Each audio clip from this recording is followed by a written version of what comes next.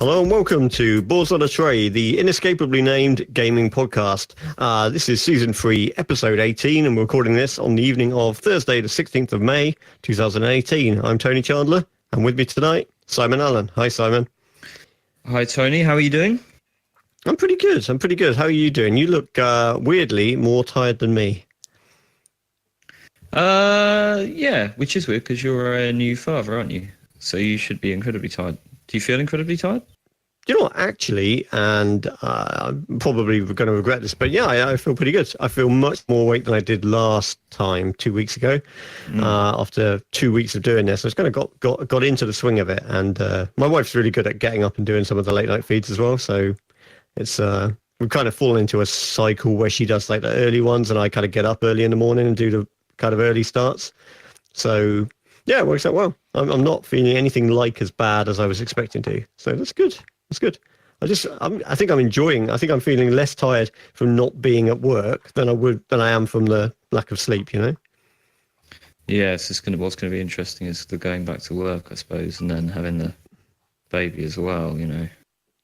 That is going to be, hard, because I'm going to be like, come back from work. It's just I clearly have a lot of insight on this, don't I? I should write a book or something. Simon's Book of Baby Rearing. So without getting necessarily into too much graphic detail, hello everybody. You say you're sort of getting up and doing the first thing in the morning feeds and stuff like that. I know you obviously don't have directly the equipment necessary to do that. Most of the babies being fed from bottle, so it's not. Okay. I don't need to get up and like roll the missus's boobs out like a fire hose to baby. I just didn't know if there were pumps involved or expressing or. Oh, there's all that crazy stuff going on as well. Okay, yeah, the house is like a dairy. Everything smells of milk, or milk just been chucked up at least once. It's a bit like my place when I've just made Angel Delight. Actually. There you go.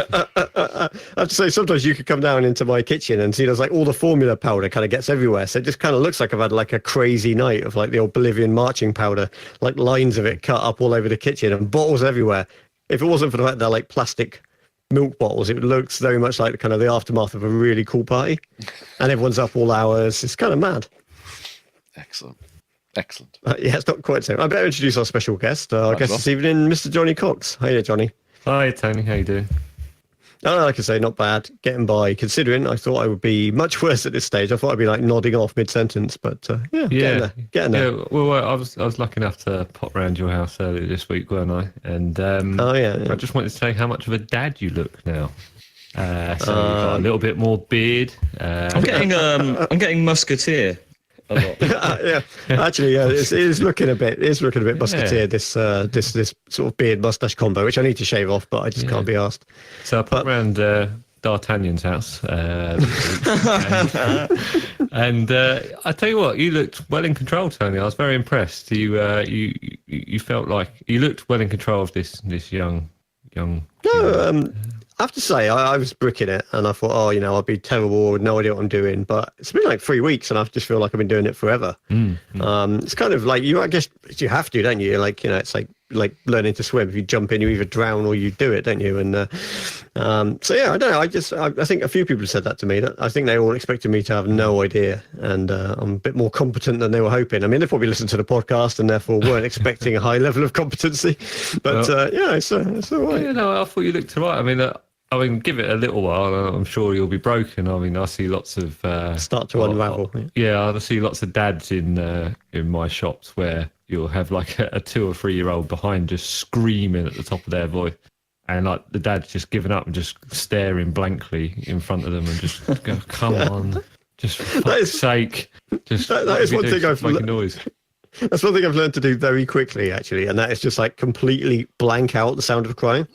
Oh yeah. So I'm not saying like I'm ignoring the baby when she needs food or whatever, but like you pick up the baby and she might need a nappy, and I put her down on the changing mat and she will cry like wah wah wah, that like really horrible piercing cry for like the whole 2 or 3 minutes I'm changing that nappy.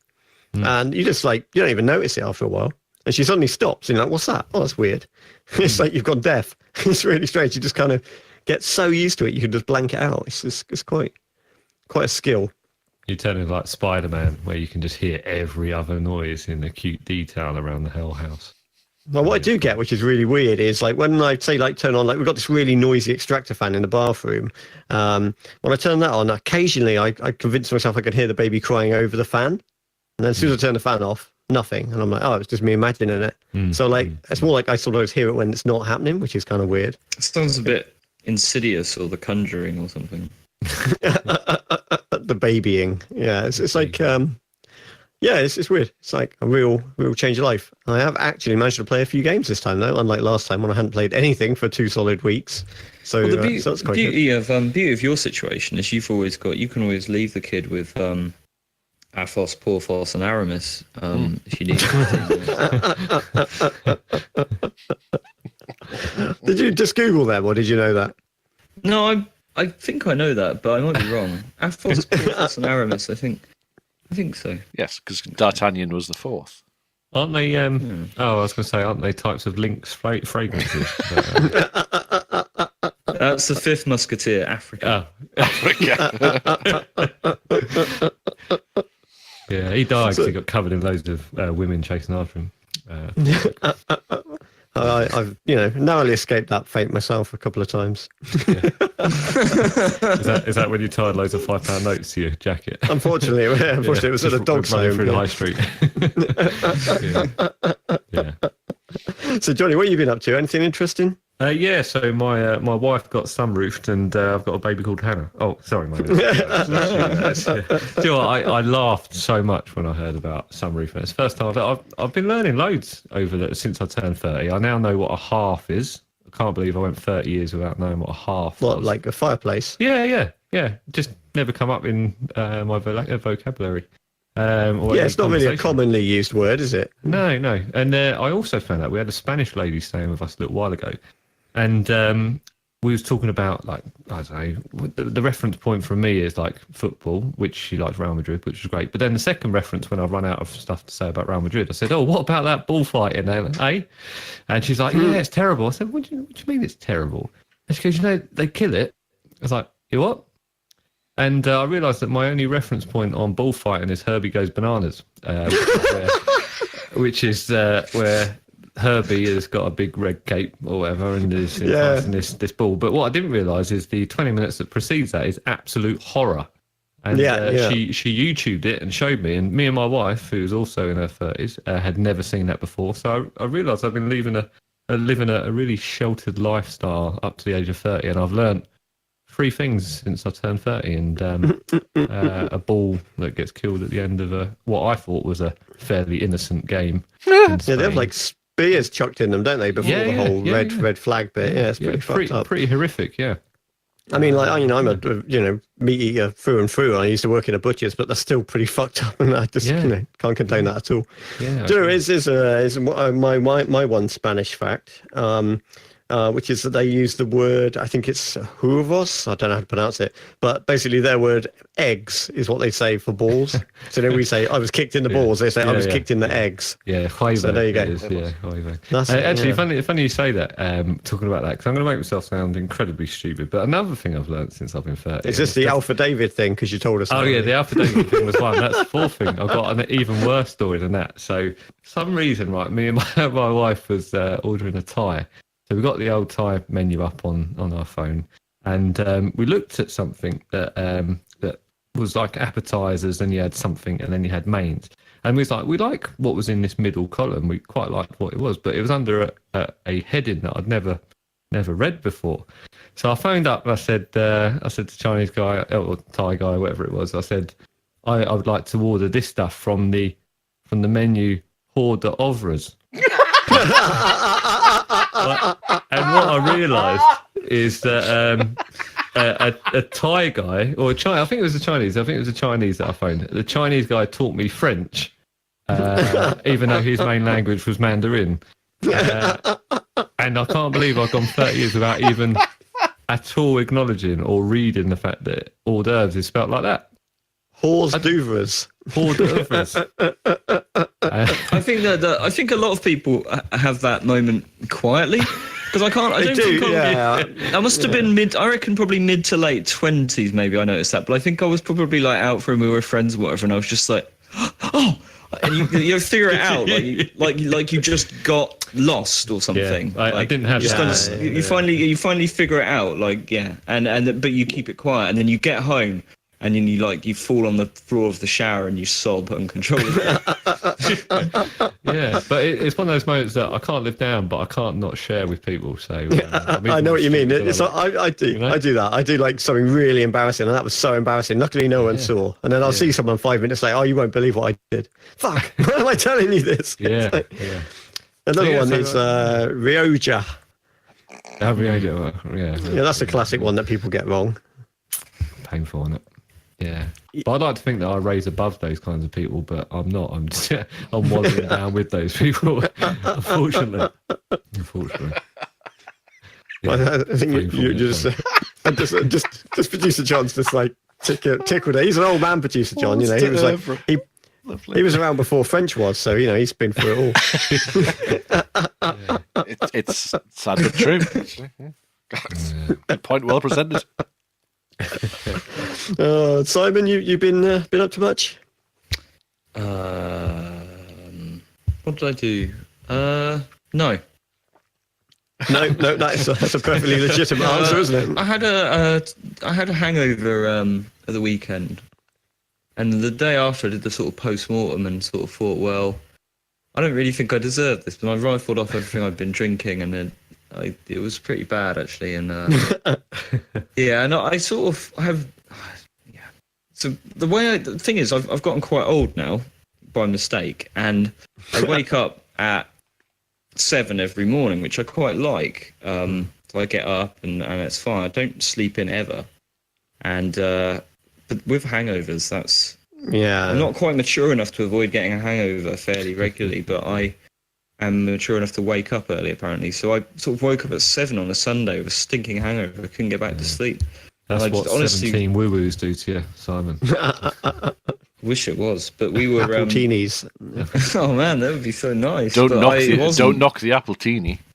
Well, that stuff's tasty. I was having I made myself an old fashioned, which was frankly a blasphemy against. I got all the stuff to make old fashions because I've been watching a lot of Mad Men, and I think old fashioned was the first cocktail or first popular cocktail or whatever. I don't really know if that's true, but and what goes in an old fashioned? But it's rye or bourbon and a sugar cube, and I bought a special wooden stick to like mash up the sugar cube. Oh, the Mudlow, is it? Will it be yeah, Mudlow? That's it. Mudlow. Yeah. Got it on the Amazon Primes. Yeah. And you put some ice in, which I didn't have, which was one of the problems. And what's the other thing? Yes, bitters. That's what caused it. Angostura bitters. Throw some of that. No one actually knows what it is. You put that in, and then you're supposed to put some orange peel in, but I forgot to do that. So it ended up, it wasn't that great. old fash. That's what you had. So I washed it down with a beer, and then went out and had loads of Guinness. And I'm supposed to have, I keep up this facade of having a very mild wheat intolerance, which I don't know if but I definitely, that Guinness, I don't know if it's because I drank such unreasonable volumes of it, but I can tell you I have a problem with Guinness. So, but anyway, I think everybody has a problem with Guinness in that way. Quite, but my hangover protocol now. Oh, and the other thing, and I don't know about anybody else, the worst hangover I ever get is from fizzy white. So like champagne mainly. Sort of I don't think I ever, as much as I used to like a drink, I don't think I ever really drank that much fizzy champagne. It's not the sort of thing you tend to get pissed on, is it? It's sort of have a nice glass of it and then get pissed on 10 beers or whatever. Yeah, but I got smashed on some champagne last night. Unless you're a few New Year's Eves I've done that. Well, quite. Yeah, but also, I get invited to a lot of podcast award ceremonies. So is this for another podcast you do on the side? And but I ended up, I had the Guinness, I had a couple of glasses of the. Well, I was so stupid. There's just no. I don't drink very often. I don't know. I just, there's no part of my head at like 11. I was listening to the Adam Buxton podcast, and he had Louis Theroux on. This was from a couple of years ago, and he's interviewing Louis Theroux, and Louis, they go to parties together, and he said, Louis, you always go. We're always looking around at midnight, and you're gone. At a party, whatever. And Louis' philosophy on it was like, once you're having a really great time, stick around for like 20 more minutes, and then just go to bed. Because you always just stay up and drink more and more and more. And in the end, you look around and it's like 1:30, and all the Louis Theroux people have gone to bed. You're left with the Adam Buxton people. But it's sort of that. But there's no part of me that says just stop drinking. I don't go mental. Like, I never throw up from getting drunk or anything, but I suffer the next day. Anyway, the reason I mention this is I mentioned sobbing on the floor of the shower earlier.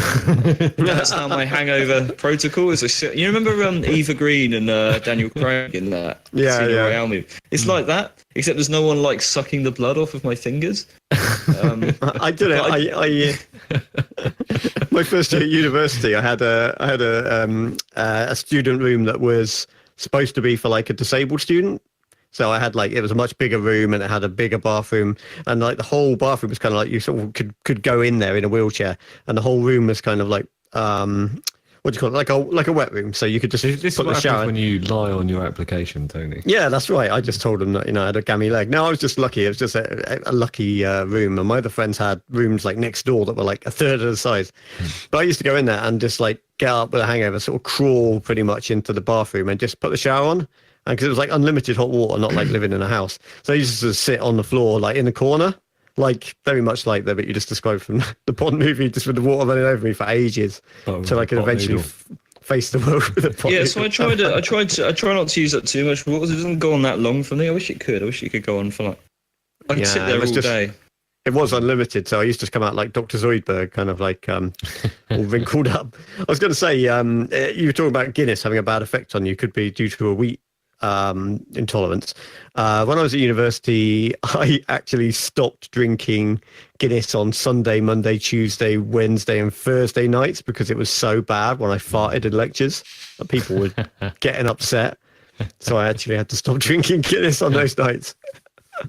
Guinness was Friday and Saturdays only, because otherwise it was bad. It was bad. Guinness, every pint of Guinness is like the same amount of calories as a roast dinner. Is that still true? Or was that an over myth? I don't know about calories. I mean, like a pint's like high.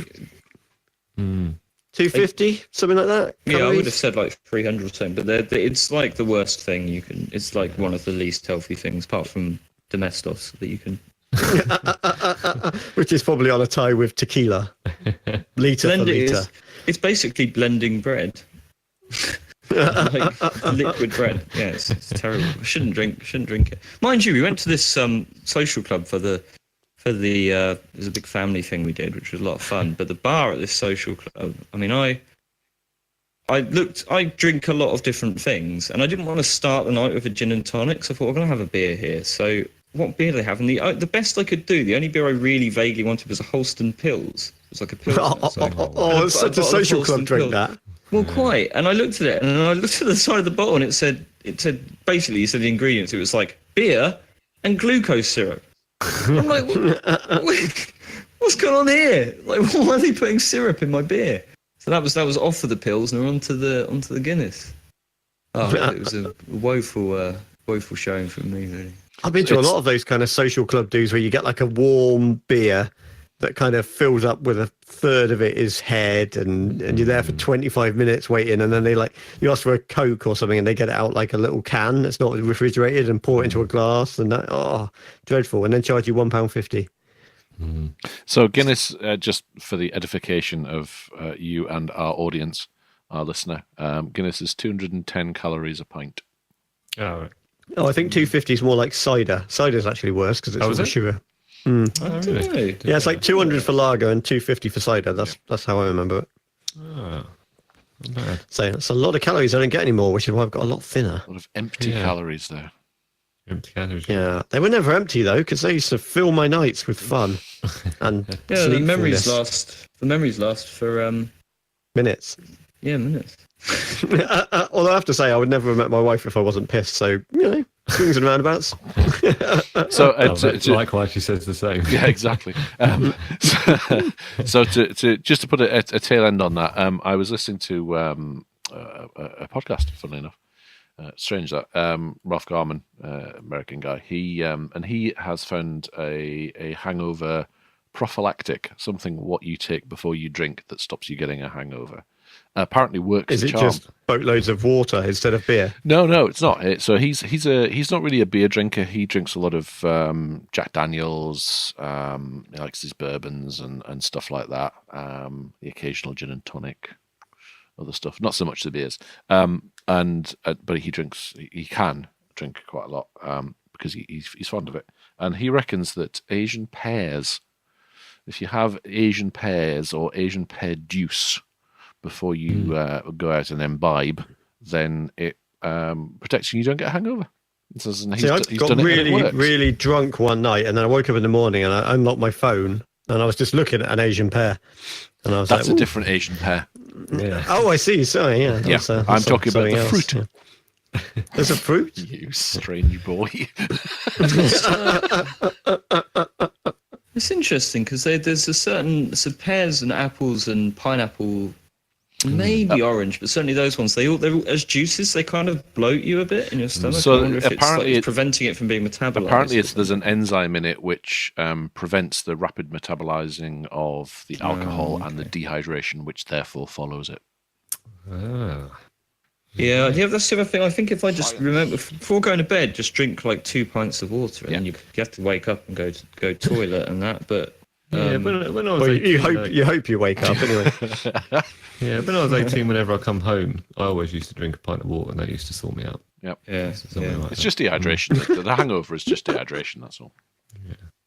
I just suddenly remembered a story. I went out with a bunch of the guys from my NCT course.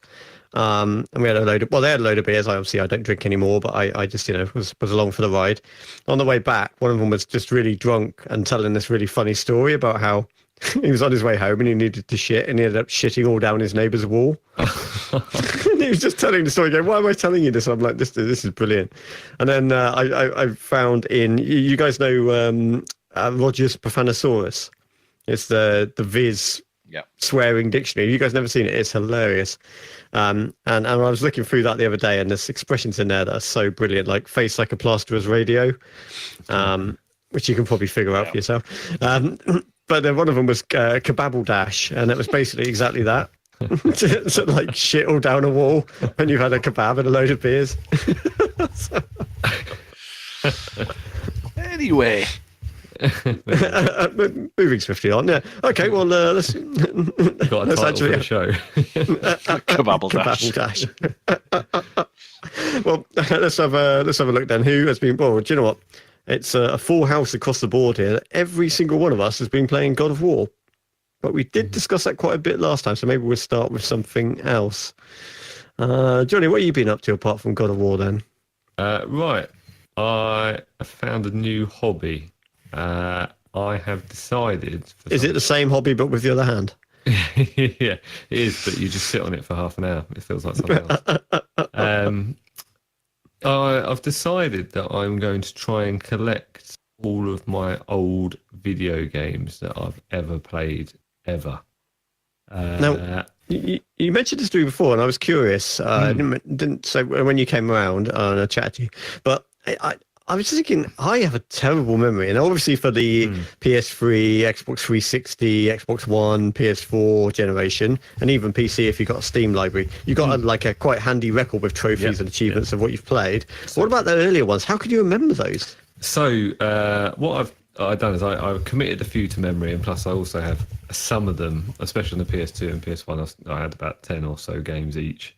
But I was quite a geek when I was a kid, so video games was a massive escape for me. So I kind of can I say when you were a kid? Yeah. Yeah, I know. Yeah, this is a man who regularly guests on a podcast. But yeah, I committed a lot to memory, and then when I went searching on eBay or CEX or something like that, just more and more pops up, and I sort of realised that I had to add more and more and more and more and more to my list. And actually, the list is kind of getting out of control for PS2 and PS1. There's about 60, 70 games that come across my path. So I'm doing it that I've had to have owned it or had have played it at some point on my home PlayStation or Xbox or GameCube or whatever. And the PS2 is pretty extensive. It's about 100 plus games. But luckily, CEX has been amazing because most of the PS2 collection is around 50p to £1 each. So I had a £10 CEX credit note the other day, and I come home with about 25 games, and I spent about £4, I think it was, something ridiculous like that. Plus, Facebook Marketplace has been pretty good as well. There's some really good stuff on there. But one of the things that's really surprised me is that the PS2 games have not held their price, whereas the PS1 has held its price to a point where they're like 10, 15, 20, 25, £30 plus each. So if you're looking for a Crash Bandicoot 1, 2, 3 or CTR, you're looking at paying at least £20 for a decent condition Crash Bandicoot. You didn't tell me that, because I've got Crash Bandicoot on PS1. Well, I'd say I have. It's technically my wife. She used to have a PS1, which we still have somewhere. Yeah. So I've kind of gone down the route of I only want black label PS1 games because they A, look smarter, and B, you're sort of seen as an early adopter, aren't you, rather than a platinum player, I guess. Plus the cases look cooler. But it's I thought I was gonna. It's a bit of a fad for me. I thought I was gonna go through and knock this out in a couple of weeks, but I'm 2 weeks in and I've still got about 125, 30 games across numerous consoles that I need to pick up. And actually, finding PS1 and PS2 games is quite challenging. What are you going to do with them all? Are you going to put them in a big shelf or something? Yeah. So I've got I've got shelves around my current setup, and I've always been someone that enjoys the tangible, physical copy. I've got some digital games that are preloaded on my hard drives on the Xbox and PS4 and PS3. But I really like boxes, and I like the cases. I like owning them and being able to see my physical collection. So that's kind of what I've been doing. And I think it's actually going to take me a good couple of years before I even finish the collection off. Sounds like you're more or less the exact opposite of me and Simon. I'm very much pro digital games, and Simon said last week that he doesn't even like having possessions. Yeah. No. Which works out. Yeah. I wish I'd given you all my games actually. To be fair, that's why Johnny came into my house, because he said, "Have you got any of these games?" And I'm like, "Yeah, I've got loads of them." And they're like, "What do you want for them?" Don't want them. Help yourself. So he took a big chunk of my 360 collection, what's left of it that I didn't already give away to my nephews. A couple of old PS1, a couple of PS2 games as well, though, I think. But I did keep Portal 2 though. Portal 2 is still £15. Oh, I couldn't get rid of it. It's just such a good game. I was like, I'll probably never plug in a 360 and play that again. I'm still praying for a remaster of Portal 2 because I love that game so much. Or at the very least, hopefully they'll put it on Xbox One backwards compatibility, and then maybe I can fire it up. But so you sent me a picture, didn't you, of your collection? And I picked the ones that I liked. But I saw that you had Discworld 2. Now, looking on eBay and CEX, I think you can get about £40 for that Discworld 2. Really? Yeah, I think that's one of my wife's ones. So I'll have to ask her if she wants to part with it. But you never asked me for any PS3 games. Were you not looking for a PS3? PS3, it was my secondary console, so I got all the big ones like Metal Gear, which is one of the best games ever. Uncharted. I'd need the first Uncharted game. That's what I need. Final Fantasy X HD and the Killzone. That's it. Mainly just the PlayStation exclusives, really. Yeah. That's all I had. I bought the PS3 because of Uncharted and the Blu-ray player, and I use my PS3 every day. Actually, I use it for Netflix. But yeah, I'll tell you some games that was rare at the time and it's still rare now. One is Cooler World. Cooler World. Always wanted. What the hell is that? Right. So it come with, I think, PlayStation demo disc 1 or 2, something like that, and it was a little ball that used to rotate along a floating platform, and a bit like Fez, where it was kind of like 4-dimensional or 3-dimensional, where you used to flip over the edge, which would reveal other parts of the map that you had to go and collect bits and bobs. But it was hard to find at the time, and it's still quite difficult to get hold of now. And it's £80 £80. Wow. for a PS1 game. Yeah, it's a lot of money. So I had one of the original cardboard sleeve ICO copies on PS2 years I've ago, got but I that, think I sold it and then ended up getting it again later, but just the sort of plastic sleeve one, which is a bit disappointing. Yeah, I've got that and the Shadow of the Colossus art card. I looked at CX today, it's £18, the Shadow of the Colossus one, but I know ICO was going for, I think it's cheaper now, but when I bought it, it was still £40 after about 5 years.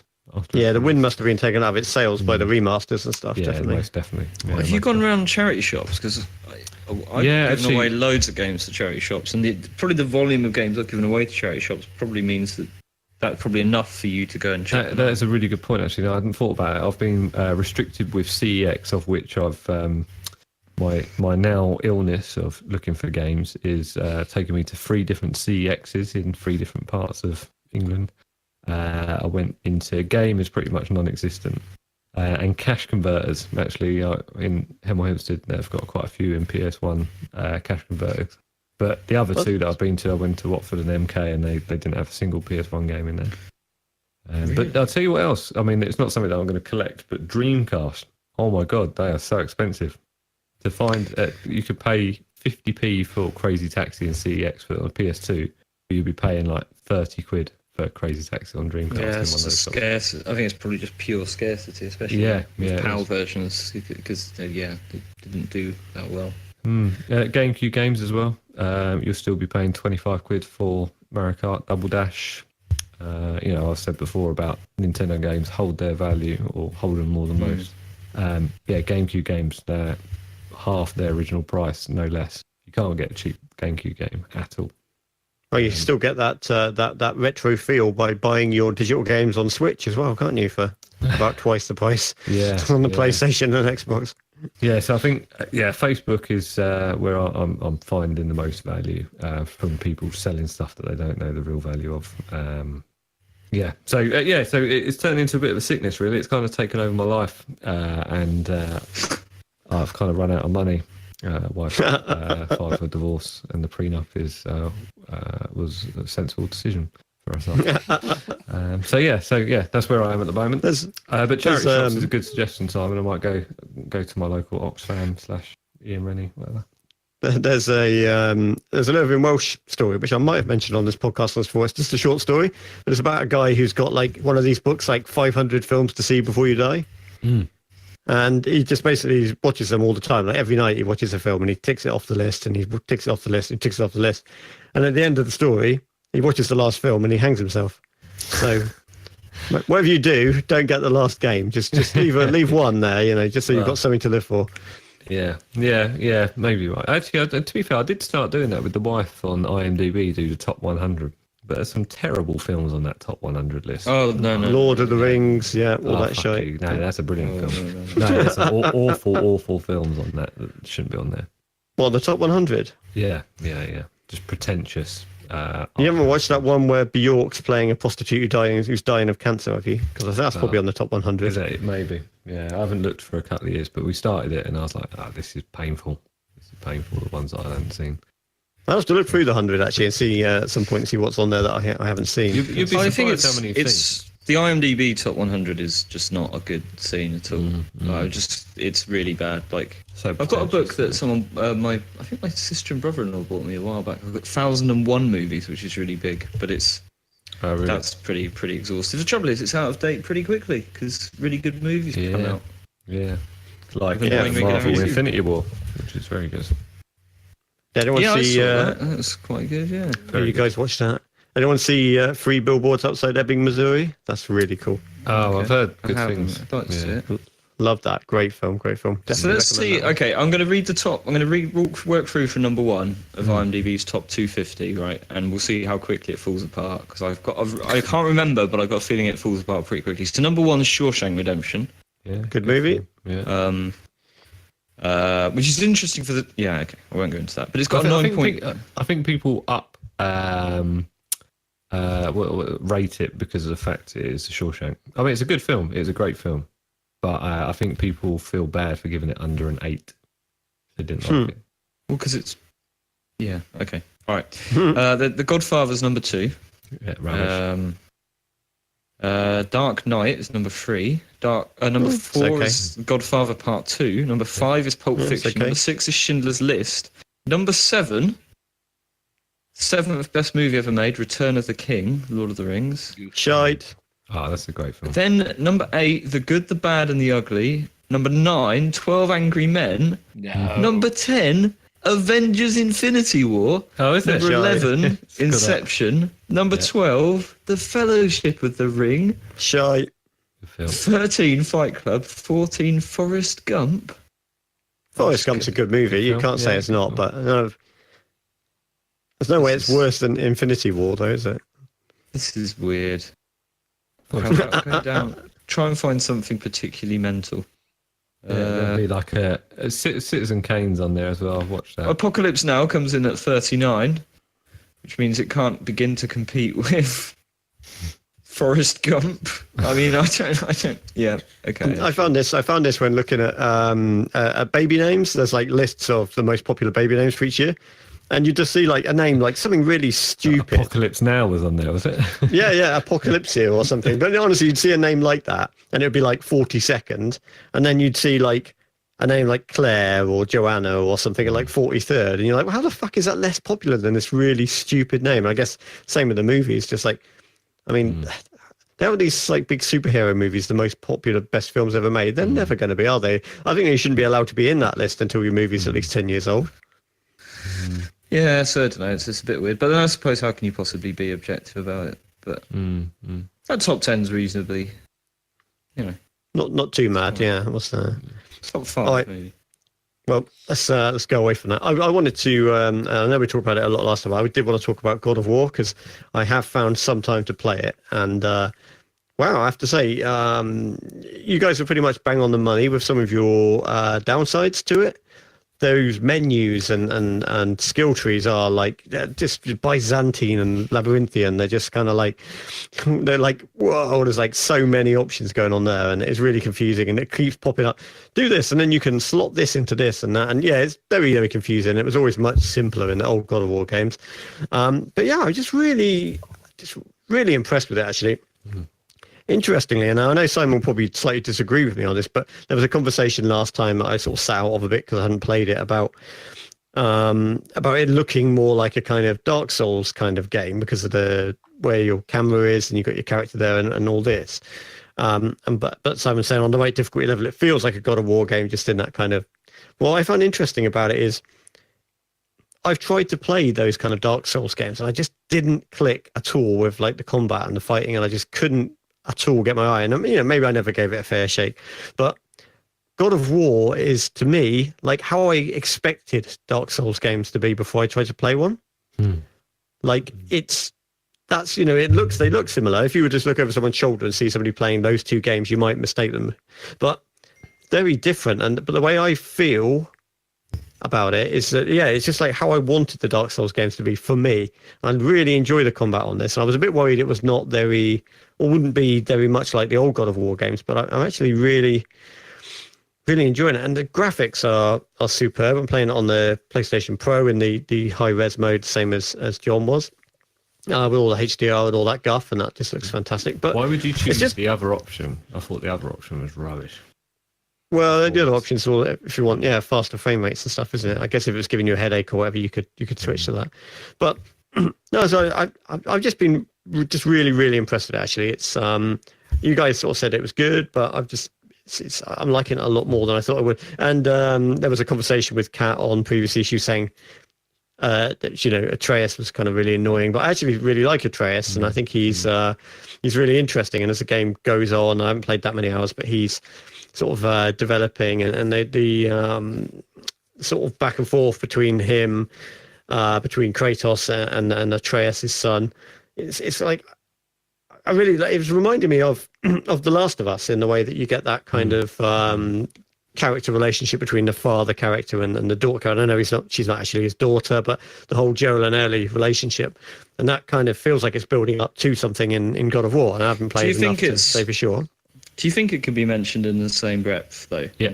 I mean, I haven't got to the end, so I don't want to talk about the same story or the quality. Yeah. The quality of the game, both games, incredibly high quality, incredibly good looking, and I think they're doing something really interesting and nice with the story. But whether it just peters out or whether it goes somewhere, I can't say yet because I haven't played enough to do that. But I'm just really enjoying that there's that sensation, that feeling that it's building up into this relationship. Well, so you got this game, and in much the same way as The Last of Us has, when you remove everything from it, the actual gameplay is a relatively straightforward kind of stealth and shooting kind of gameplay. It's not that Pretty kind of linear. world beating. I really like it. I really do. But it's all that kind of surrounding the story and the characters that really made it. And I think God of War is feeling like that. I mean, I love the combat and it's good fun, and I enjoyed the combat in The Last of Us. But what's making the game for me is more the quiet moments when you're sort of traveling around. As I've got to a lake and you're going around on a boat and you're talking to Atreus and these other characters, and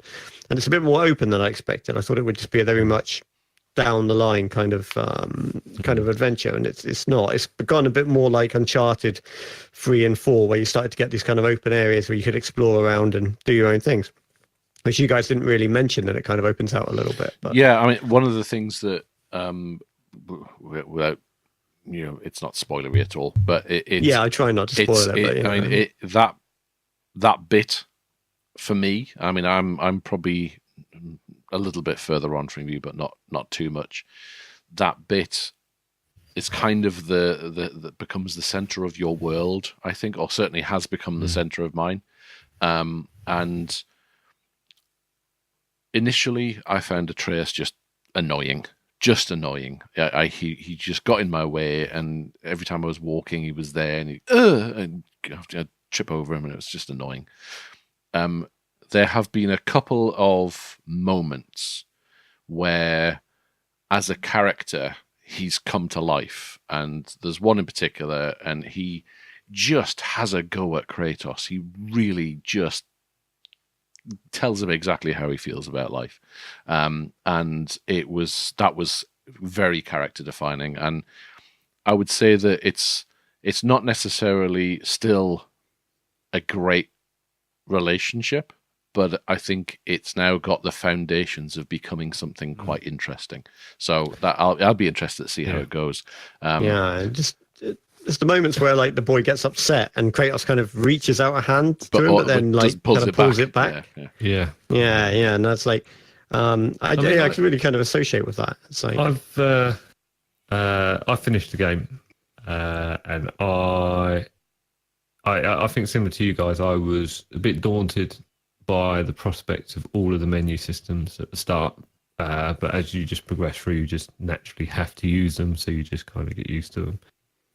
But I read no prep. I had no prep going into it. I didn't read anything other than that it was going to be a pretty special journey. And I think within 2 or 3 hours, it had that hook that The Last of Us had, which was there was this relationship going on. And I think ever from that moment till when I finished the game, I get swept along with some of the hype after reading everything else. And I always say this about seemingly every game that I talk about, but I think it's easily the best, if not one of the best games that Sony have produced over the last 5 years. I think it's exceptionally well written, exceptionally well made. I think it's got strength and depth in its characters as well as its world. For me, it's going to be Game of the Year, and I think something's going to have to be extremely special to beat it. And I just thought it was a PS4 defining game. I think everything's been leading to a game of this.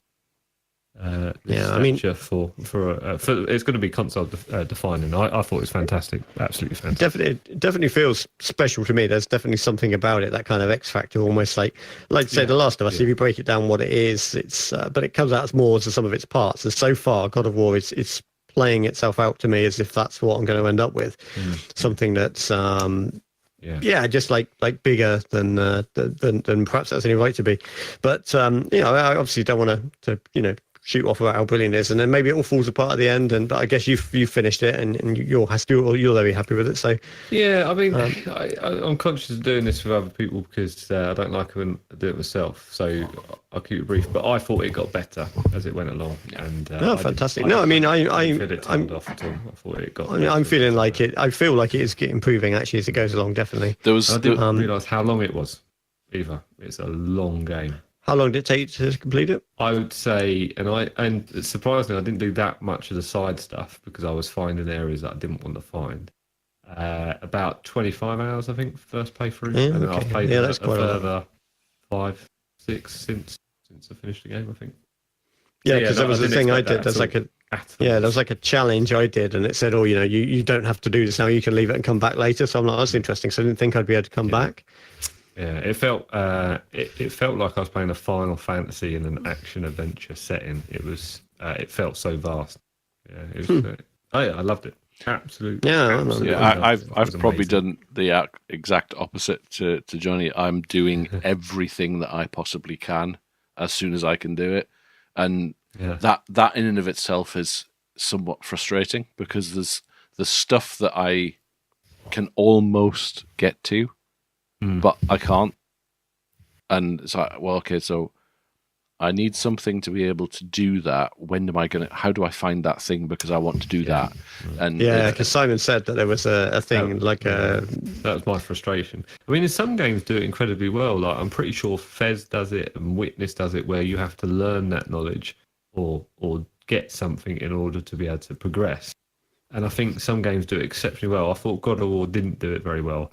I thought it put a barrier, which meant that I had to wade my way all the way back to this point, or remember it's one of several hundred other points within the game. Yeah. And some you might stumble across, but some you just can't remember it all. Yeah. One thing it does do though is Atreus tends to say, "I don't think that's going to work" or whatever. If you're trying to break open a chest that's like sealed with some weird thing, he'll just say that's not going to work. Is a good psychic. Yeah, and I think Kratos is an amazing character, by the way.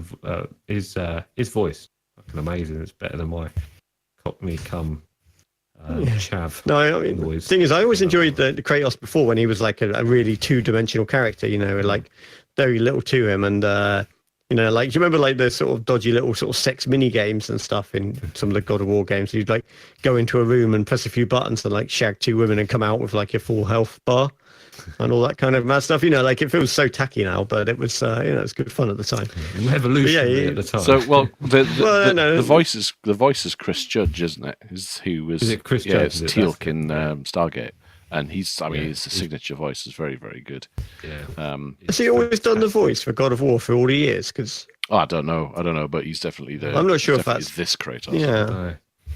But yeah, I think you're right. He's not a two-dimensional character. He's fully fleshed out, and he's boy. Yeah, it's really interesting just to have gone from such a sort of two-dimensional character. It's almost like I suppose it's in similar way that the Uncharted games did. Really, Nathan Drake was your kind of wisecracking gun shooting hero, and then by the end of it you get quite emotionally involved with him because they sort of brought that along and brought that level along. So I never expected God of War to be a game where that happened. Well, I think not in a million years. Given I've not played the other ones, so hands up for that straight away, but what I've seen of them, putting that amount of years onto him has allowed them to create almost a new character around that name. So he's gone from being a two-dimensional, brawler, screw it, if you can't fuck it, kill it kind of character, to someone who has fallen in love, has had a family, has suffered loss, has almost come to terms with his lot in life, and simply wants to be there, left alone, doing what he wants to do with his family, and then all of a sudden is thrust back into this melee that he really wants no part of. Do you feel like it doesn't... Sorry, go on, Tony. So I was going to say he wasn't always entirely sort of two-dimensional though, because like how he's basically white with a red stripe. The white was the ashes of his dead family, so he's always had this kind of dark backstory. But obviously, this must be like a second family that he's had going on here. Fuck me, I'm 30. I've learned something else. This is what gingers are like. Oh my god, that's amazing. Well, you didn't know that, Johnny? Did you play any of the earlier God of War games? Yeah, no, well, I didn't know that about gingers. What's the Shermanator out of American Pie has just completely changed the dimension of his character. Knowing that now. But yes, I mean, there was quite an interesting story, but it was always sort of hinted at in cutscenes rather than anything via what the character actually did, you know? Yeah, but I mean, in an earlier incarnation, the loss of the family has invoked a rage of revenge, and that sort of has, so I understand, so correct me if I'm wrong, and that sort of carries much, that arc is like, I've lost everything, so I'm going to destroy everything in return. And in this one, the loss is no less in its magnitude, in fact probably more, because it's so very, very personal. And the guiding, all he wants to do is take his wife's ashes to where she wanted to be placed. I mean, the thin line of the story is he's going to take his wife's ashes to the highest peak in the realms. That's what he's doing. Yeah. And that's such a uniquely personal goal and quest. Everything else kind of pales in comparison, because he's doing it for her. Right? She has died, and he's doing this one thing for her. And it's not about revenge, and it's not about destroying everything. It's just about that one simple act. That's what she wanted. And I think in that's the sort of maturity of the character, and the growth of that character, in that it doesn't have to be world shattering anymore. It simply has to be small and personal. I sort of feel like my thing with the story and the characters, for me, it's not really. I think I must be going through the game a lot slower, because I think I must have played it 20-25 hours, and let's just say there are a couple of antagonists that they're foreshadowing, and knowing what little I know of Norse mythology, I know these two antagonists must be coming, and they haven't yet. I feel like I've been playing the game for a very long time, so basically I've played quite a lot of it, I think, and it's got a lot of spectacle, but I'm not really getting. That's why I mentioned, like, can it be mentioned in the same breath as The Last of Us for me, story-wise and script, and so far, no for me. But I mean, one of the problems I think is, if you want me to play a video game or be told a story about a man and his son, and a father who I guess wasn't around that much, and then the wife dies, so the father and son have to carry ashes to the top of the mountain. That's an interesting premise, and they have loads of tribulations along the way, and there's a 15-hour video game. But those tribulations could be avalanches and bears and things that are kind of grounded in reality. And I don't necessarily have a problem with fantasy elements per se, but this world, as big as it kind of seems in God of War, I've been, as I say, I've played it 20-25 hours. They've gone on these massive quests, and I've met 4 people. I've met 2 merchants and a witch woman, and 1 or 2 antagonists, and it's a bit like this does not feel like a real place to me. The stakes I don't really understand, because he's a god. So, but is he invincible, but he gets killed all the time in fights, but then can take infinite amounts of punishment from giant beasts, and then rips them in half sometimes, but sometimes he can't rip them in half. And all of that stuff was just really part of God of War. You had the same questions probably been asked of God of War 1, 2, and 3, and all the other God of War games, but I never really questioned it. But when it's trying to tell this grounded, personal, emotional story, I'm just kind of the tone's not here for this. It's not selling it for me. Now, I'm not all the way through, so I don't know. But that's how I feel at the moment. I think the way I see it with God of War, The Last of Us, and probably Mass Effect 2, where the basic premise is one goal. Mass Effect 2, you need to get a crew to go and save the universe, or save the galaxy. With Last of Us, you need to get this girl across country to find a cure. With God of War, you need to get the ashes to the top of the mountain. I think by keeping it simple, it means that the other aspects of the entire game become broader, because all these other avenues that you are likely to explore along your journey to your end goal fleshes out that story and makes it this amazing adventure along the way. And I think that's what plays to its strengths. I think one of the nice things about that, the goal as well here, is the goal is to take the ashes to the top of the mountain, right? So in a lot of games, you're like, say your Mass Effect you just mentioned there, you're trying to save the universe.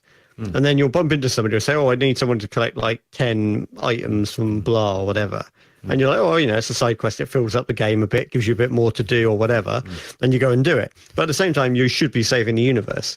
Whereas with this, you're taking ashes to the top of a mountain. So there's not really any kind of urgency, sort of false urgency. Where you've got to rush those ashes up there. And I really like that because I'm exploring this lake area and doing these different sort of side missions and stuff there. And I'm like, well, I don't feel like this is silly. Like there's like a comet coming towards the planet and I need to save the world. And I'm off doing side missions. I'm doing a side mission because I want to.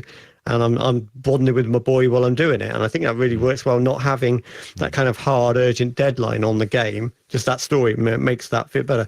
And I take Simon's point about the mythology, but I think because it is, it's a God of War game, that whole kind of mythology bit is it's sort of unique selling point, really, isn't it? I think. And I just personally find it really interesting, like a really different world. Because when I started playing it, it's kind of like over the shoulder view, and I was thinking it reminded me of Hellblade, Senua's Sacrifice. And it reminded me of a lot of games, actually. Just at first look, you're like, this looks gorgeous, but it's reminding me of this, it's reminding me of that. But it really finds its own, and partly because of that unique kind of world it has.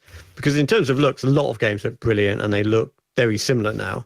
Everything's got like really nice, bright sunshine and wicked lighting effects and all this stuff.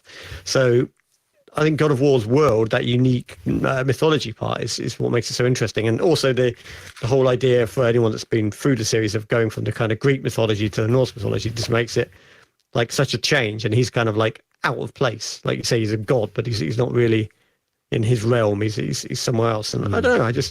I'm really enjoying that, the whole setup, and the whole, even the whole take the lady's ashes to the top of the mountain thing. Is basically, well, I haven't played very long, but it's fairly clear that she has wanted him to do that to get him to go off with his son as much as for any other reason. And that's kind of like, so that's kind of part of the story is he doesn't really want to, but she said he has to do it. So he's doing it. And that's kind of like almost her playing him with a dying wish, which I think is really cool. I think there's various different perspectives that you're going to take on it. I mean, it's a very subjective thing, isn't it? I mean, it's going to force you on. It's going to oblige you. It's not going to force you. It's going to oblige you to potentially look at your experiences in some kind of sympathetic or, at the very least, empathetic way, which I sometimes struggle with. Maybe that's why I don't bond with a kid. But there's a maybe that's why I'm enjoying it so much. Maybe, yeah, and don't discount that. I think that it is a very personal thing. But if you sort of abstract away from the emotional side of it, and why he's doing what he's doing for whatever reason, and the fundamentals behind it, the game itself as an environment is massive yet contained. It feels big. There's lots and lots of stuff to do in there, but I think, as Simon's probably alluded to, it's actually contained within quite a small area. I mean, the Lake of the Nine is not huge, but there's a massive amount going on there. And, the various other worlds you go to, that, again, not huge, but an awful lot crammed in. I did a little side quest yesterday, and I basically paddle around the lake 2 or 3 times before I do anything, because barrels keep popping up and you can get money from them. That's my first scavenger hunt.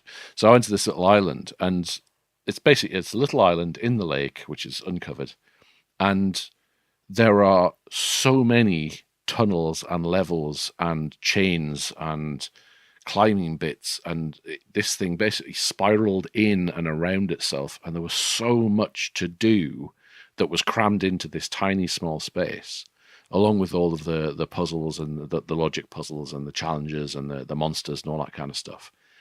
Just the architecture of the world is, when you take a step back, it's extraordinary that they've put these things together and made it feel like it could actually work.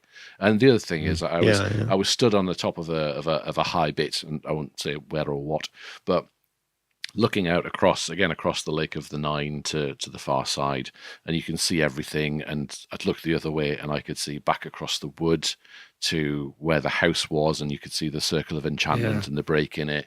But the World Serpent was there, who I kind of like, by the way. And I thought, oh look, there's a World Serpent. It's in the background. It's a bit of sort of the bit of the skybox where you sat here. But no, it was moving. It was looking around and doing stuff. And it's not very often that I think, I could just take a picture of that, and I didn't, but I did afterwards. But it's epic in its sort of view of what can be done in a very, very small space. And I think engineering-wise, it's incredibly well done. And the execution. I think all the God of War games, all the God of War games have been quite clever with the kind of level design and the way that it's sort of intrinsically been built. It kind of reminds me of Ico used to do this thing where it felt like a really big castle, but there weren't that many kind of areas. But you had lots of bits you'd kind of loop back on yourself, where you'd go in through a window that was in the same room as a lower level corridor you'd already been through and all that stuff. And God of War does all that quite nicely. You're sort of twisting around on itself. So it's a very, as you say, densely packed world rather than being a kind of long, flat, open world. And it doesn't feel like it's been done deliberately either. You know, sometimes you have those, I know I need to get up there, and I could just climb up that wall, but you're not letting me, even though I can climb walls. You're making me go up here and across that rope and through there and blah, blah, blah. You're making me do that. Whereas the journeys that you have to take through these single rooms or 2 or 3 areas makes sense. I mean, I've sort of followed the track around and looked over the edge and gone, oh, that's where I am. And I haven't thought, well, okay, that's a bit of a cheat. It's been a journey that made sense rather than just being crowbarred in to fill up an extra, some extra time in the game. I'll tell you what, this might be unpopular of an opinion. For as great of a technical marvel as it is and how good it does look, I do think that it looks like it's pushing the PS4 to its absolute limits. And it's probably the first game that I thought, this is probably as far as the PS4 can go. And it's probably ready for PS5. I don't know if you guys thought that, but I thought there's a couple of bits It does make the fan on my Pro go pretty fast. Yeah, it does that. And also I think when you're sitting in the part on the bridge right in the middle of the River of the Nine, and everything else is blurred outside, I don't think that's for purely aesthetic reasons. I think that is a technical limitation of what it's trying to achieve. And because it's so blindly obvious that they've done that, and because we played games for so long, I can't help but notice it. It's not a criticism. It just looks like I know why you've done that, because I don't think you can actually generate that draw distance with that level of detail within this game. And because I noticed it once, I thought, right, okay, now I can start to see where people are starting to think that PS5 is probably pretty far on in its development. I don't think we'll hear anything this year. I think we'll probably, at this year's E3, I'll be surprised if we don't hear about PS5 at the end of this year. When did the Pro get announced? 2 years ago, I think it's 2 years ago, and then before that was how many years? 2013 was it, the PS4? It was quite long, wasn't it? It was a long console cycle. 360 and PS3 was a really long console cycle. I don't think it will be the case this time. I think it will. It's 5 years. No, I'm just thinking if the PS Pro, if you consider that to be the midpoint, then I wondered how long from the PlayStation 4 to the PlayStation 4 Pro might give us an idea of when the PlayStation 5. Late 2014, was it? Late 2014, maybe 2015. No, it's 2014. Yeah, okay. Okay, so so 2 years, then the Pro, then maybe another 2 years. So the Pro in the UK was launched 10th of November 2016. So it's coming up to 2 years old. And was it 2013 or 2014 that the PS4 original came out? PS4. 13, it was 2013. November the 15th, 2013. Yeah, so November seems to be... Okay, so 3 years, and then hopefully if that's the midpoint, then next year, PS5, but we shall see. So I'm always like torn on that because I love buying new gadgets and stuff like that. But it's a lot of extra money, and I don't want friends of mine where we haven't got as much money to be left behind, because they can't afford to buy the new console. So in a way, you almost want them to extend the generation, keep things going for as long as possible. But I would like to see games that can only be done on PS5. Yeah, I think because of how long the last console cycle was and the amount of great games that we had, I don't feel like I'm ready to move on. But I think the industry is ready to move on. I think we need. I think what the Xbox One X is doing is really pushing the boundaries of what video games can do on a technical scale, and I don't think the PS4 can keep up with it. I think the game engines probably for getting to maybe not the first time, but certainly the first most visible time, the game engines are able to outstrip the available hardware. Yes. Yeah. I would say though, Johnny, I mean, you point there about the Xbox One X. Yeah, it's more powerful than the PS4 Pro, but both of them have that same thing, don't they? That you're making a game, it's got to work on. It's got to work on the both. One and the X. Yeah.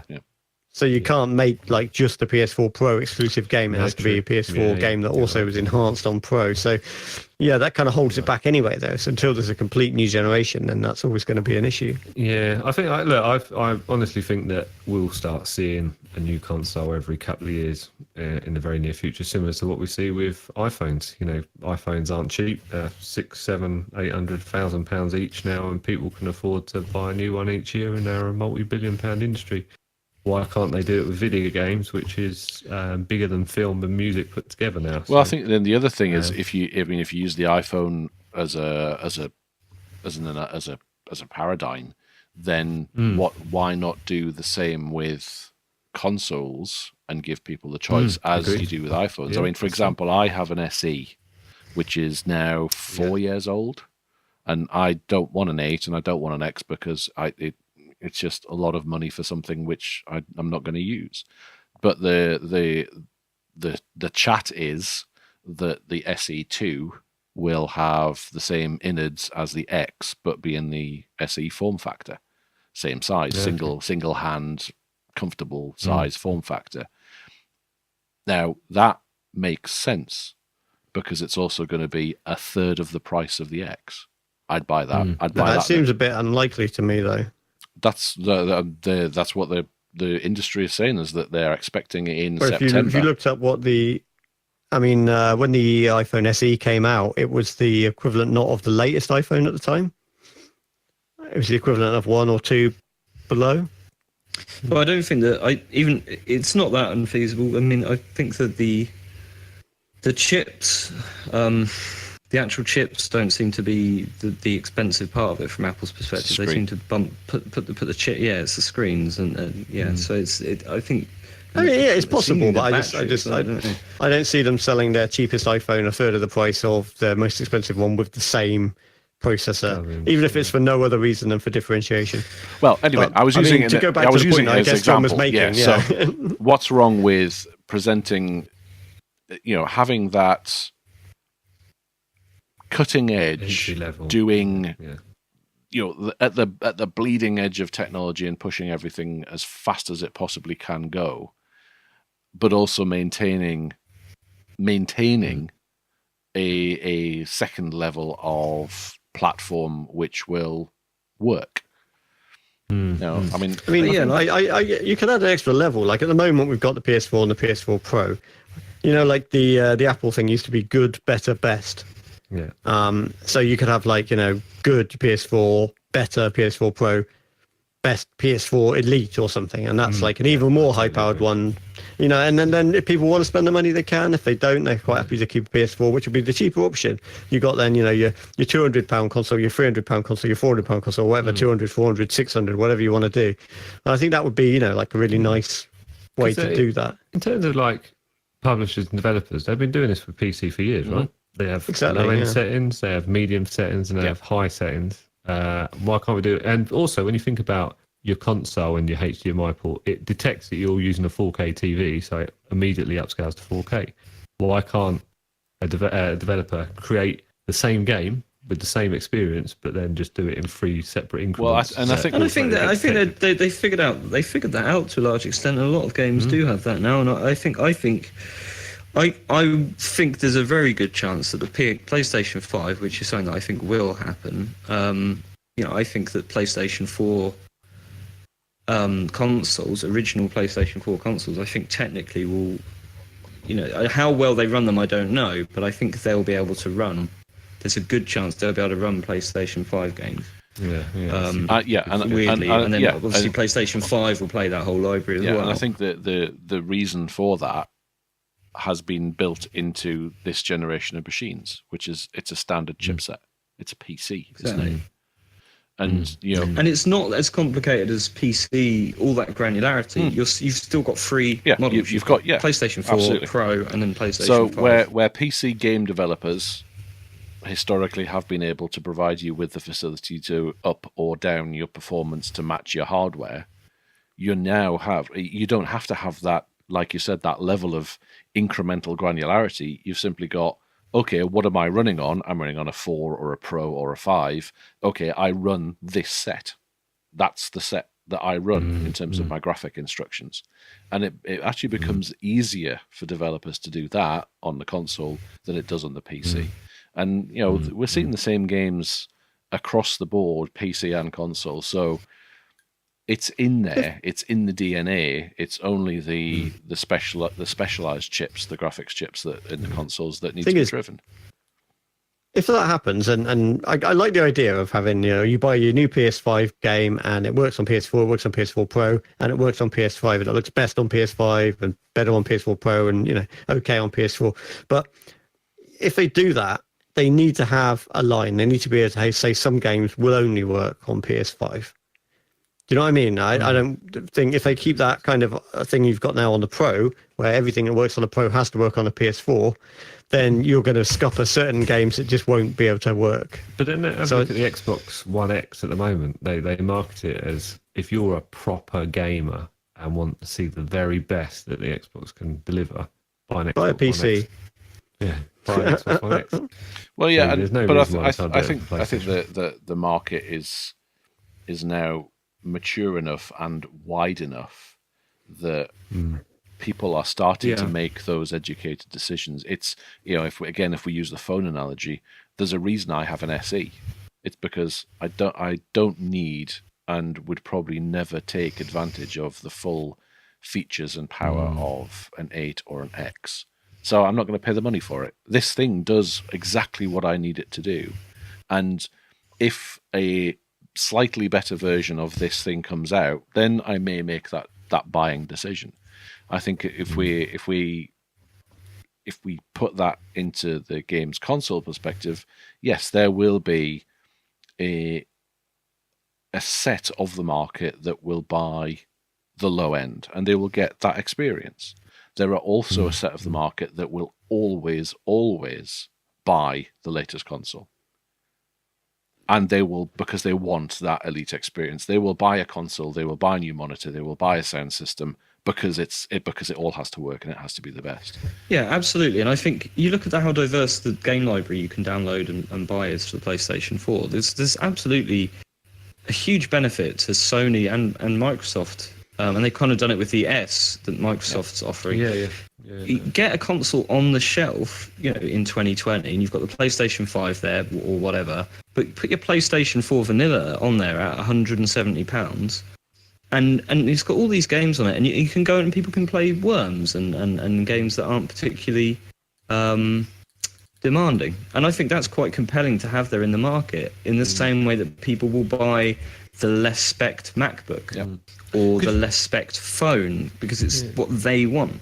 Because you're right in the Xbox sense, because there is actually 3 separate versions which deliver 3 separate experiences with the original Xbox, and then you've got the HDR Xbox One S, and then you've got the Xbox One X.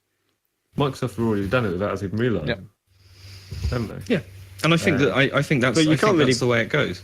But you can't really buy the original Xbox One anymore, can you? No, you can't. But I suppose, you can't. But the point is still valid that there's 3 separate versions. Yeah, it's just slightly different. It's more like with the Xbox Arcade and all that stuff. You used to get with the interchangeable hard drives and all that. Yeah. It's more like that. It's like a small increment rather than a fully fledged. Because it's a replacement rather than as we say with the iPhone example, we're talking different models you can still buy. Whereas there you're talking about one that's been replaced. So it's a bit like talking about like the iPhone 4S or something that was replaced, But yeah, I definitely think it's feasible. I think we'll probably see some games at this year's E3 that will be on either the next generation of PlayStation consoles or the next step up. Because I believe Battlefield 5's being announced this week. I'll be surprised if there isn't different versions of that. See, it's sort of like because the thing is, I think you're right when you mentioned at the start of this conversation, Johnny, that God of War is the best looking game on the PlayStation. It probably is. I mean, I still have a pretty big candle for Horizon Zero Dawn in terms of the best looking game on the console. But what I will say about God of War is if you flick it onto the resolution mode, it's noticeably lower, has a noticeably lower frame rate. But it does look better. But I put it onto the frame rate mode, and what I would love to, I'm not the most affluent chap, but I have enough money to buy a console every 3 years maybe for 300 or 400, just so I have the creamy, smooth frame rates I crave. Because the thing is, I play Rainbow Six Siege on my PlayStation 4, and that's frame rate is, I think it's over 30 for the most part, but it's not exactly. I want it to be 60 really, and I want God of War to be 60 frames I'm a second. surprised that we're in 2018, and although we now have that option, I'm surprised that games aren't at standard at 60. I thought games would be made as a standard at 60 frames a second without fail right now. And it's and I think that's the thing, because I think that when you're trying to sell it to the mainstream, I think this is the reasoning, is if you can say, oh, God of War, it's in 4K, look at these screenshots. And people, I think generally the market cares less about frame rates, which is fine.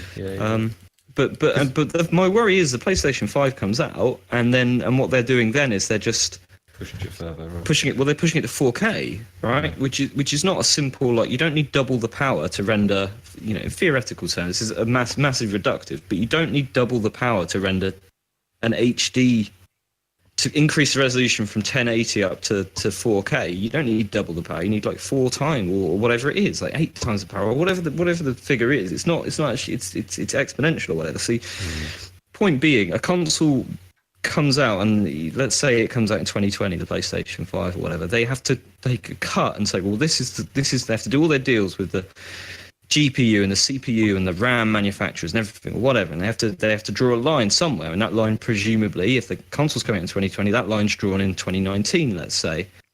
I don't think that in 2019 you're going to be able to get the components to run a game like God of War at native 4K at 60 frames a second. I just don't think you can do it. You couldn't buy, let me think, you could, if you got like a really good 1080 NVIDIA, but that's their naming convention. I'm using 1080 in a confusing way now, but the best NVIDIA PC graphics card you get now, I should think could probably run God of War natively at 4K 60 frames a second, but that's not an affordable.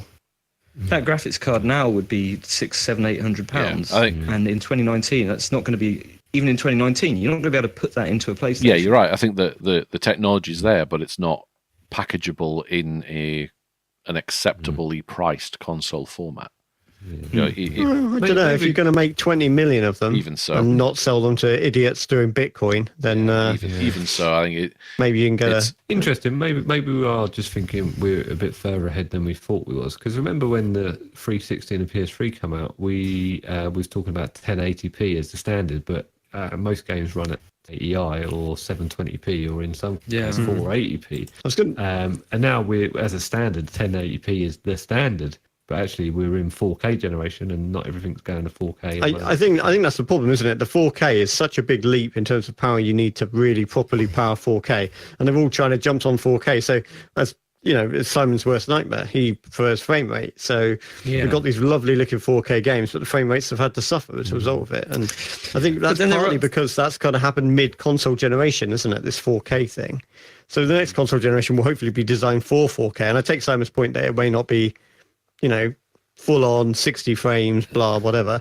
But I think the next generation will be entirely based around the idea of getting a decent performance from a 4K system, rather than can we squeeze 4K out of this current system or this system plus a small boost. But so I think it'll be more possible. Where are we with 8K? Is that Fuck on the 8K. horizon, or is it miles? I think it's very much on the horizon. I think in like 2020 you might. From a consumer, I don't think people, from a consumer people are not going perspective, to be buying it's 8K miles TVs. No, from a consumer perspective, it's no miles way away. near.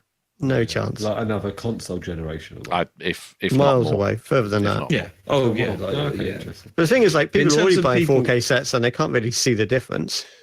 I mean, I half the time. would say I can see the difference personally, Yeah. but Okay. maybe it's. Oh, all yeah, in I my mean, head. don't get me wrong, you could see some difference, but is it worth buying a whole new set? Is it worth getting a whole new channels? If you've got Sky, you've got to get a new box, all this shit. You know what I mean? Like, there's a lot of stuff. And 8K is a phenomenally large amount, even with compression, like to stream and all that stuff. It's kind of, it's just getting a bit mad. you know? So not only have you got the cost of the screen, and when you're getting to that resolution, you have to pay some decent money to get a decent screen. Otherwise, it's just going to look shit. Because of simply because of the dot pitch that you need. But the stuff that you hang off it is important. But also, people are buying 4K screens and putting them down as TVs and putting them down the end of the room where the old screen was. Well, don't fucking bother, because unless if you have a 60-inch 4K screen, the maximum that you can sit away from it is 5 feet. Because beyond that, your eye can't tell the difference. So there's a geometric progression, both in terms of the power that it takes to drive that screen, the number of pixels that are in that screen, but an inverse progression in how close you have to be to that screen to actually get the benefit of the resolution. So if you have a 27-inch screen that's running at 4K, you have to be sitting 2 feet away from it to actually get the benefit of it. And I think that when you put the cost and the quality of the components that you've got to use and the usability of the stuff all together, it starts becoming a bit of a nonsense. So there's got to be a line, and I think that the line will probably start moving in Simon's favor, which is that the resolution will become less of an issue because simply you can't see the dots anymore, and you'll start getting into a super real and hyper real frame rate where things are almost look like they're popping off the screen because they're so crisp. Because hopefully you take that jump in like physics and stuff as well. Like so you get into this idea of like completely destructive environments and thousands and thousands of people on screen. The engines are now there that can support that, but we're waiting on the processing technology in the consumable package to be able to run them. Yeah, because I'm happy with where graphics are, and I'm sure everybody else has got a 4K TV and running a Pro. I think we're quite happy with that. It's kind of realistic, but still good enough to be not real. And I think you're right. I think it's that movement, the frame rate all comes into right. Is it a more immersive experience because it looks as good as it does, but it also moves the way it should move. And also, we shouldn't dismiss the fact that there's going to be more and more focus put on the use of personal viewing as well. There's going to be more and more headsets and more VR capability being built into these consumer consoles for those people what can use it, not like me. Because there's something that really does need a very high resolution screen, isn't it? And a very high frame rate screen. That's actually a really good example of something that needs those two things to be really successful. And it's got to be. I mean, in my lounge, I've got a 50-inch 1080p TV. I thought, should I get 4K and replace it? And I thought, well, no, there's no point. Sit quite a long way away from it, and I only watch like Netflix on it. So, I mean, you can get 4K Netflix, but I wouldn't see the difference really. So, but I do have a 4K screen on my PS4 Pro, but it's a 40-inch TV that I sit where I could pretty much kick it from where I'm sitting. So I'm sitting relatively close to it, so I probably can see the benefit. But in the lounge, not sure it's worth the bother. When it breaks, I'll get 4K, but certainly not going to rush out and replace it. Anyway, I think we've been on for ages. We got into a real geeky conversation there, didn't we? Yeah, it's good. Enjoyed it. I know. So when Jonny comes on, it always tends to get a bit heavier. This podcast. It's more light and frothy, like a cappuccino when you get your cats on or whatever, and you get your Jonny on, and it gets very deep. The thing is, Johnny's because interested in the big issues. Johnny's Yeah, interested in the I'll big things. Did I just say that? You get your Johnny on and it gets so deep. yeah, but the thing is, because us geeks are very far and few between. You know, we don't really get the chance to have these conversations. You're right. Because There people aren't look that at me many like of us. A dog at like that day. in its head. There aren't that many of us, which explains the audience figures. You meet people during the day and you have to pretend you're interested in Harry and Yeah, see what the Meggle or Kardashians whatever are her doing. name is. Yeah. Maguli, that's it. Yeah. It's like, Yeah, I'm still annoyed at the other fucking royals for having a baby 2 days before my wife and sucking all of the thunder. Never mind. Did she get Paparazzi sunroofed? never even turned up at my fucking hospital, bastards. Anyway, let's move this on then and wrap it up and hand over to Simon for Simon's game.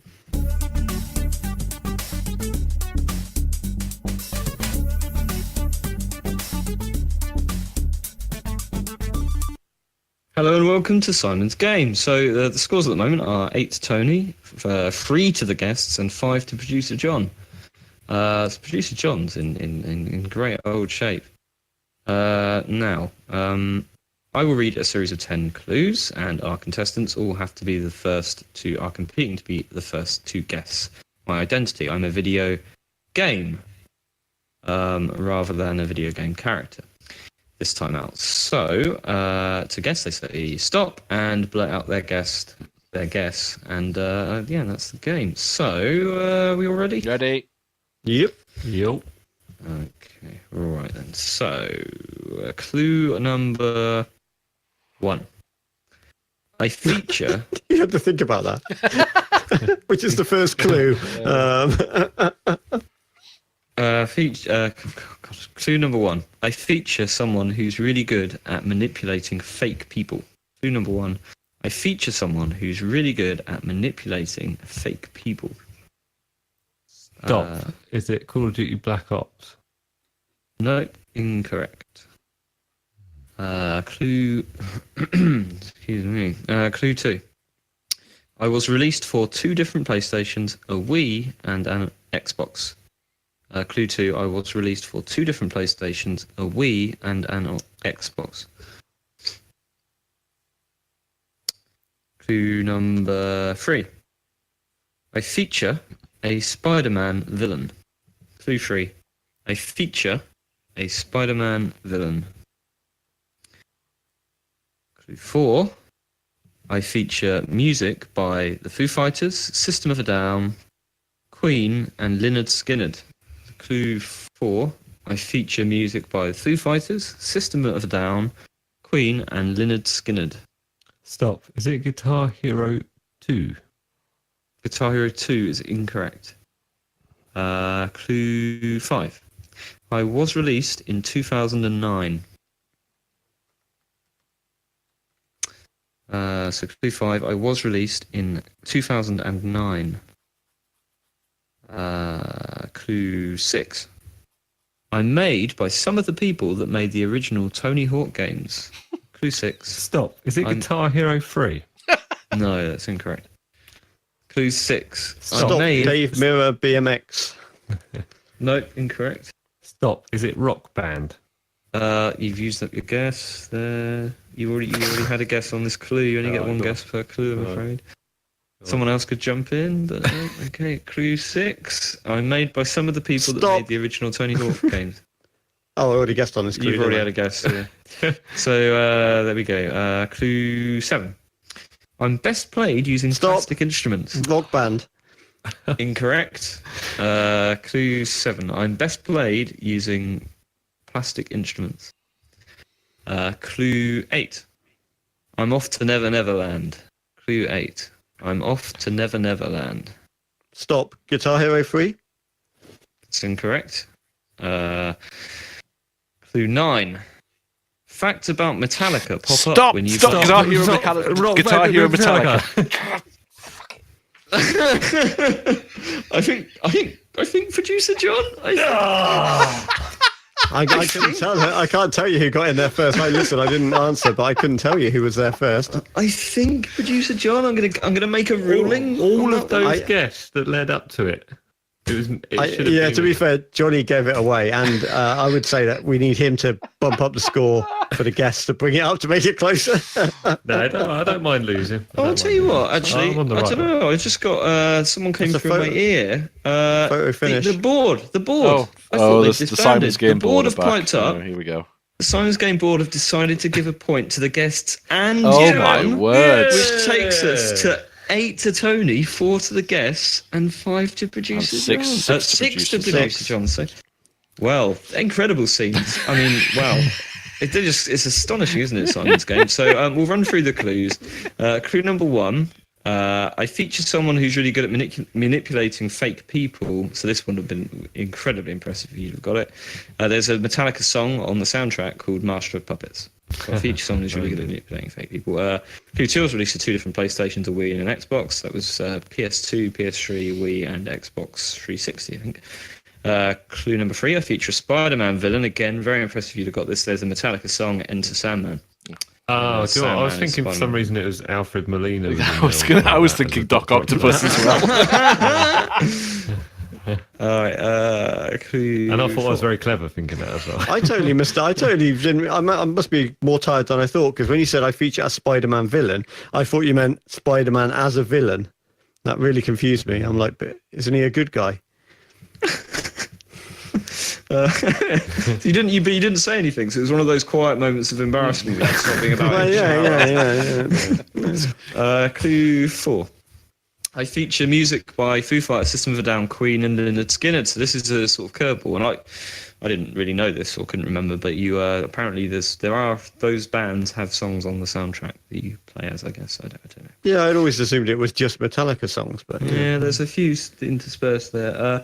So Clue 5 was released in 2009. Clue 6, I'm made by some of the people that made the original Tony Hawk games, the developers Neversoft, who made the first 3 Tony Hawks, I think, and then switched over, or something like 4, that. I think. Actually. Was it 4? They do American. It might have gone release? further. In fact, I brought Tony Hawk's Bug, Underground 1 and 2, and American Wasteland. I'll let you know. Anyway, Good. they might all be Neversoft. Actually, I'll have a look. So then Clue 7. Yeah. I'm best played using classic instruments. Clue 8. I'm off to Never Neverland, which is a lyric from Enter Sandman, I guess. Or is it Enter the Sandman? I don't know. Nobody seems to care. Enter Sandman, yeah. Least of all me. Clue 9. Facts about Metallica pop up when you play me. And Clue 10 I didn't write because I'm tired. But it would have been something along the lines of I rhyme with nobody wins. Hitar, Nero, Spamalika. Metallica. Absolutely.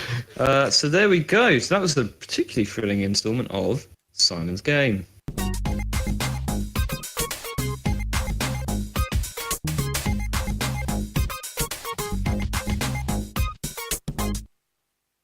Well, thank you very much for that, Simon. For once, I'm not angry, even though I didn't get a point. I don't know why. I just didn't give a shit about that one. Is it because you've matured as a person now? You've become a father. Since you become a parent, now you're a parent.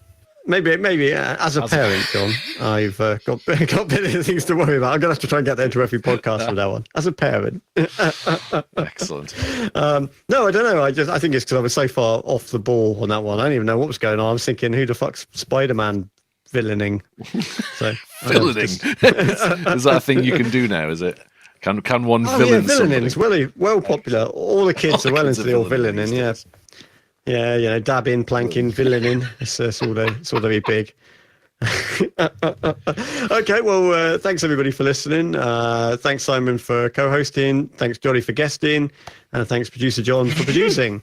And what's Johnny got? He's got his games here. What's he I've got? got my Tony Hawk games. I've got Tony Hawk's Underground 1, 2, and American Wasteland, which I picked up today from CEX. And American Wasteland, if memory serves, was the last of those games, and it was produced by Neversoft. Oh, there we go. I'm surprised I saw that CX. Sorry, go on. I was going to say, did you see Tony Hawk has a Twitter account? He tweeted a thing saying he was at the airport and they looked at his passport and said, "Oh, Tony Hawk, like the skateboarder guy. I wonder what he's doing now." And he said, "This."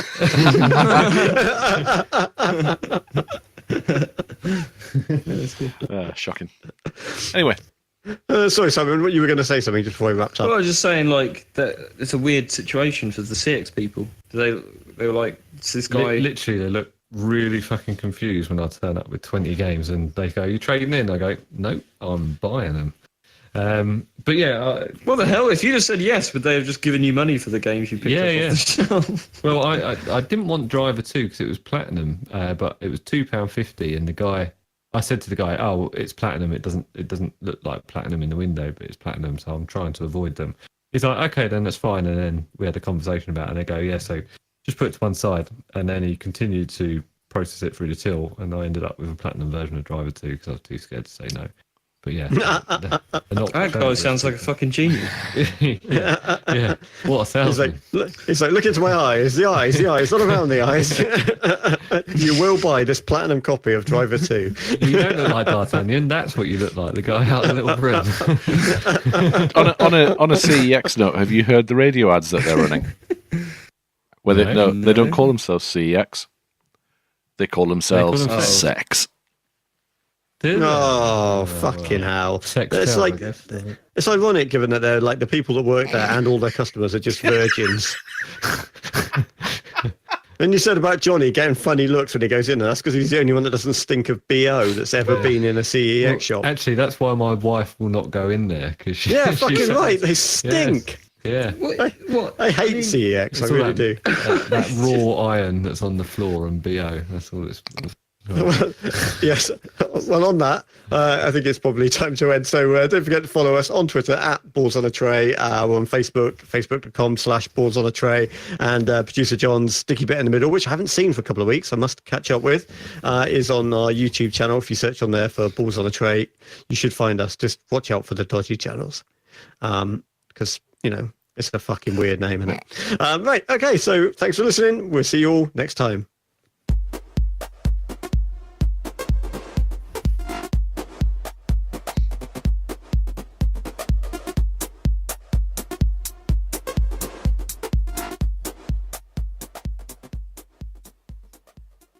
That bit is so getting edited. What? That's the best bit. CX, right? You think we'll get sued by them? And if they sue me, I'm going in there with a black light, take photos, and fucking use it in court. I'm not sure it was us fine at the moment. I don't think we're going to get sponsored, put it that way. Yeah, that's the sponsorship deal out the window. In fact, if you just leave this bit on at the end, that's actually quite funny. If you edit out all the Just stuff. be funny at the end.